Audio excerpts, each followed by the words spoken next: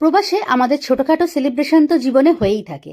আজকের দিনটা সেরকমই একটা সেলিব্রেশন আমার কাছে, কারণ অপারেশনের পর আমি আজকে প্রথম কোনো একটা রেস্টুরেন্টে খেতে বেরিয়েছি। প্রায় 3 সপ্তাহ ঘরে বসে থাকার পর আজকে বৃষ্টির দিন, কিন্তু একটা উইকেন্ড, বেরিয়ে পড়েছি আমরা রেস্টুরেন্টে খেতে। আজকের দিনটা হলো শনিবার।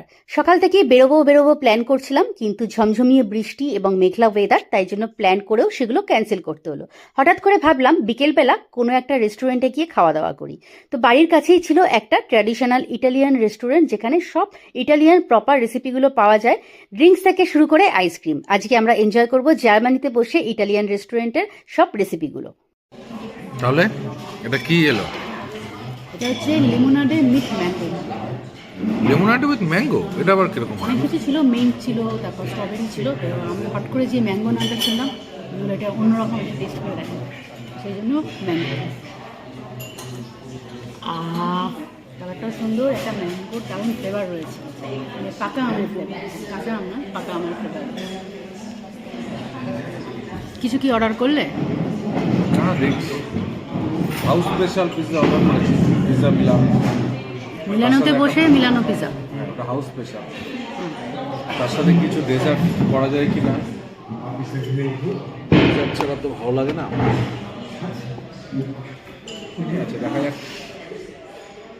আজকে সল্টেড ক্যারামেল বিশাল আছে, দেখাও পিকচারটা একবার।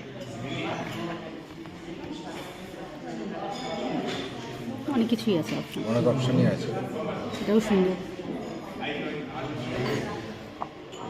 শকো বেশার আছে, এটা আছে। তো এটা খাওয়ার পর নাকি পিৎজাটা আগে খেয়ে নিই। মিলানোতে বসে মিলানো পিৎজা, ব্যাপারটাই অন্যরকম। ইটালিয়ান আইসও হয়ে যাবে। ইটালির বিখ্যাত মিলানো শহরের নাম দিয়েই এই রেস্টুরেন্টটার নাম হচ্ছে মিলানো।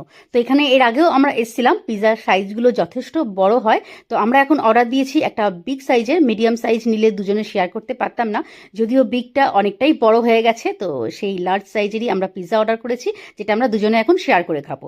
এটার নাম হলো পিৎজা মিলানো। এটা হচ্ছে মিলানো। তাহলে কি এসছে তোমার জন্য? পিৎজা মিলানো উইথ নোবলা গোস্ট। তো এটা পেঁয়াজের কোনো একটা রোস্ট টাইপের দেওয়া আছে, দেখে আমি সালামি ভাবছিলাম, বাট এটা সালামি নয়। আজকের ভ্লগে তোমরা জানতে পারলে ইটালিয়ান একটা টেস্টি এবং আনকমন পিৎজার রেসিপির কথা। কেমন লাগলো প্লিজ থেকে জানিও, ভালো লাগলে একটা লাইক করে পাশে থেকো।